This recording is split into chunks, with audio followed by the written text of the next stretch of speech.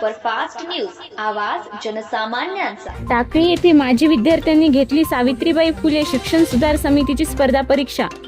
शिक्षणाच्या माध्यमातून गावाचा विकास व्हावा या उद्देशाने सावित्रीबाई फुले शिक्षण सुधार समिती माजी विद्यार्थी यांच्या वतीने नवीन टाकळी येथे अभिनव उपक्रम राबवण्यात येत आहे।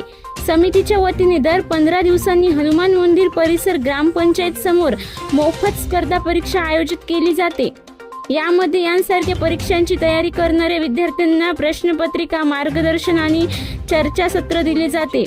हा उपक्रम यशस्वी करण्यासाठी गावातील माजी विद्यार्थी किशोर अडकिने, निलेश कांदे, रुद्रशील भवरे, अल्केश खाडे, अनंता राऊत, गजानन मोरे, महेंद्र घालवट, निकेश घालवट, डॉक्टर आनंद अडकिने हे परिश्रम घेत आहेत। ते स्वतः वेळ देऊन प्रश्न तयार करणे, उत्तर तपासणे आणि विद्यार्थ्यांना अभ्यासाच्या टिप्स देणे असे काम करतात। ग्रामीण भागातील विद्यार्थ्यांना शहरात जाऊन क्लास लावणे परवडत नाही, त्यामुळे या मोफत उपक्रमामुळे त्यांना मोठा दिलासा मिळाला आहे।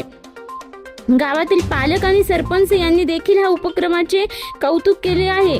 शिक्षण हीच खरी प्रगती आहे हा संदेश देत सावित्रीबाई फुले शिक्षण सुधार समितीने टाकळी गावात एक आदर्श निर्माण केला आहे।